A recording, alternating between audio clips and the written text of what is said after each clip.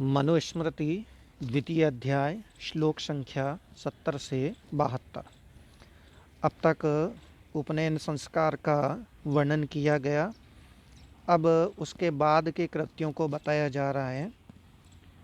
तो इसी के अंतर्गत है अध्येष्यमाणस्त्वाचान्तो यथा शास्त्र मुदंग मुख ब्रह्मांजलि कृतोऽध्याप्यो लघुवासा जितेन्द्रियः।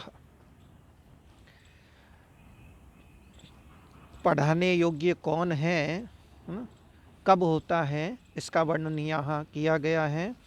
अध्येष्यमाणा, अध्ययन करने की इच्छा रखने वाला, सीखने वाला, जब यथा शास्त्रम, शास्त्रों के निर्देश के अनुसार, आचान्तः, आचमन करके, उदंग मुख, उत्तर दिशा की ओर मुख करके, ब्रह्मांजलि कृतो, ब्रह्मांजलि बांध करके, लघुवासा, लघुवासा हल्के वस्त्र धारण करके यानी कौपीन इत्यादि धारण करके, जितेंद्रिय, अपनी इंद्रियों को वश में करने वाला ऐसा शिष्य अध्याप्य, अध्यापन के योग्य होता है, पढ़ाने के योग्य होता है।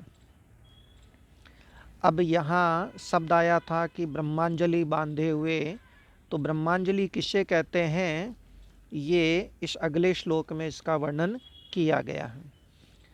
ब्रह्मारंभे च पादौ, ब्रह्मारंभे अवसाने च पादौ ग्राह्यौ गुरोः सदा सहत्य हस्तावध्येयं स ही ब्रह्मांजलि स्मृत।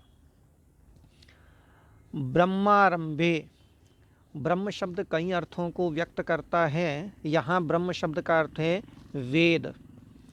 तो ब्रह्मारंभे यानी वेदारंभे, वेद के आरंभ में, जब वेद आरंभ किया जाता है उस समय, अवसाने च, और अवसान में, अंत में,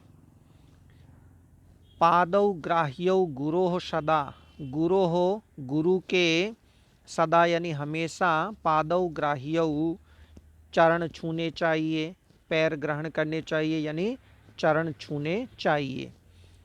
और सहत्य हस्तौ अध्येयम, हस्तौ अध्येयम, हस्तौ यानी हाथों को, सहत्य मने जोड़ करके, अध्येयम अध्ययन करना ही, अध्ययन करना चाहिए।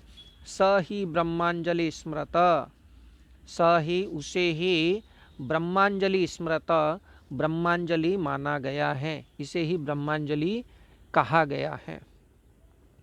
तो ब्रह्मांजलि क्या है, वेद पढ़ने के जब आरंभ होता है उस वक्त, और जब तक पाठ चलता है उसके समाप्ति तक गुरु के चरण स्पर्श करना और हाथ जोड़ करके बैठना, यही अध्ययन करना, यही ब्रह्मांजलि माना गया है। अब गुरु के चरण स्पर्श करने चाहिए, तो ये ध्यान रखना चाहिए कि हम अपने हाथ हैं वो व्यत्यस्त कर ले, व्यत्यस्त कर ले यानी बाएं हाथ के ऊपर दाहिना हाथ आ जाए या दाहिने हाथ के ऊपर बायां हाथ आ जाए, इस तरह व्यत्यस्त करें। और गुरु के बाएं पैर को हम बाएं हाथ से ही छुएं और दाहिने पैर को दाहिने हाथ से छुएं।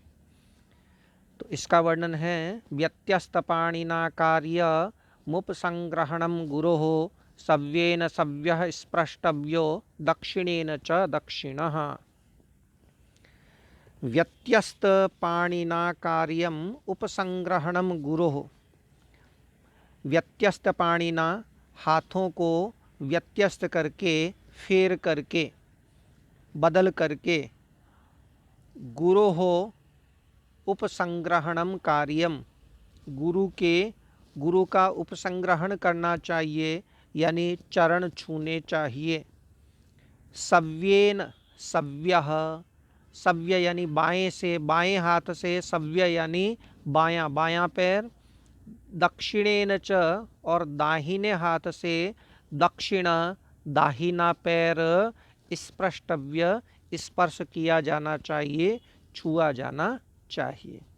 अस्तु, इससे आगे जो कर्म योग है उसका हम कल अध्ययन करेंगे। तब तक के लिए धन्यवाद।